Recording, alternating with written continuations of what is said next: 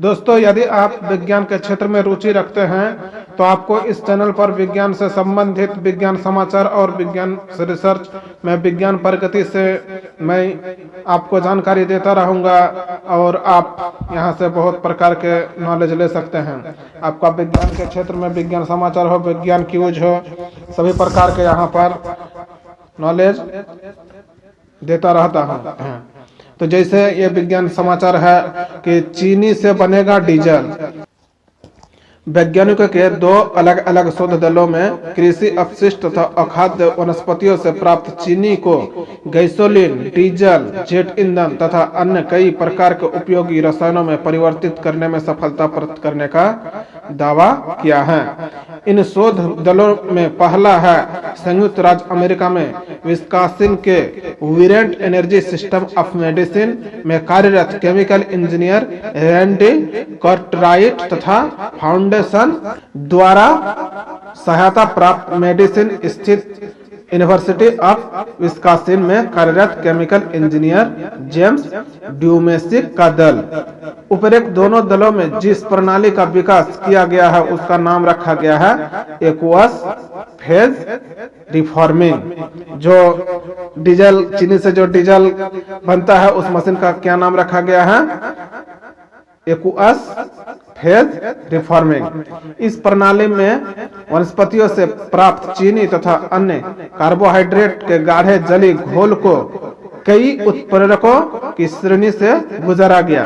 इस प्रक्रिया के दौरान कार्बनिक अणु उस प्रकार के घटक तत्वों में टूट गए जो आपस में संयुक्त होकर पेट्रोलियम का निर्माण करते हैं। पैरासीटामोल बच्चों में दम्मा का खतरा पैदा करता है।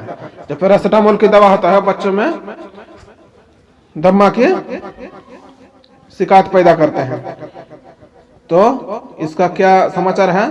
कुछ वैज्ञानिकों द्वारा 31 देशों में शिशुओं पर किए गए सर्वेक्षण से पता चला है कि जिन शिशुओं को प्राय पैरासीटामोल की खुराक दी जाती है उनमें दमा तथा एक्जिमा से ग्रस्त होने का खतरा पैदा हो जाता है।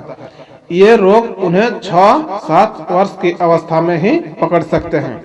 इस अध्ययन से संबंधित शोधपत्र लेसेंट नामक जर्नल में कुछ समय पूर्व प्रकाशित किया गया है। इस शोध पत्र में बताया गया है कि शैशव काल में प्रायः नाक का बहना अथवा सांस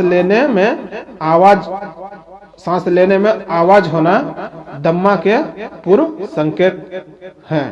विभिन्न चिकित्सा वैज्ञानिकों द्वारा उपयुक्त 31 देशों के लगभग 2,05,000 शिशुओं के अभिभावकों से प्राप्त जानकारी से पता चला है कि जिन शिशुओं को जीवन के प्रथम वर्ष में ही पैरासीटामोल की खुराक दी गई है उनमें से 46% बच्चे 6-7 वर्ष की अवस्था तक पहुंचते पहुंचते दम्मा से ग्रस्त हो गए। हार्मोन जो मधुमेह को नियंत्रित करेगा।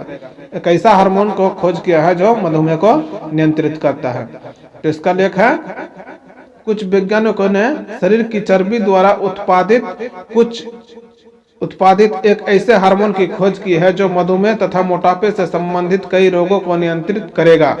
यह हार्मोन यकृत यानी लीवर को चर्बी के संचय से रोकता है तथा शरीर की ग्लूकोज नियंत्रण क्षमता को बढ़ाता है।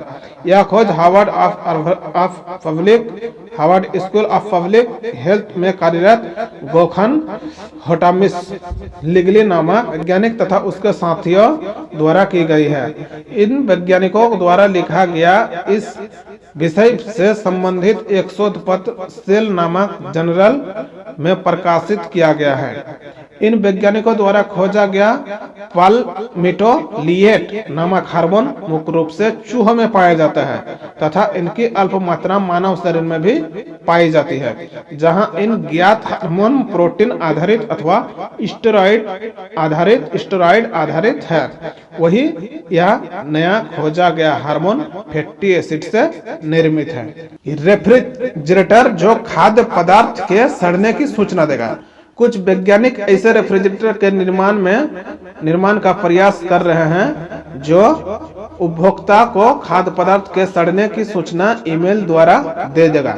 इंग्लैंड के मैनचेस्टर विश्वविद्यालय में कार्य करने के वाले 10 वैज्ञानिकों का एक जल उपयुक्त प्रकार के रेफ्रिजरेटर के निर्माण की दिशा में काफी आगे बढ़ चुका है। ब्रूस ड्यू नामक वैज्ञानिक इस शोध दल के मुखिया है। इनके दल ने एक बैटरी रहित लेवल का निर्माण किया है जो रेफ्रिजरेटर में लगा रहेगा।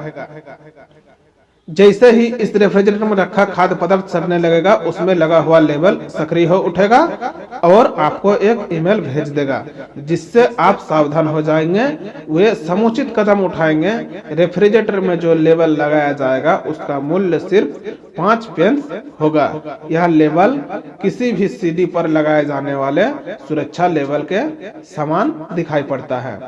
तो यहाँ पर ये सब शोध हुए हैं।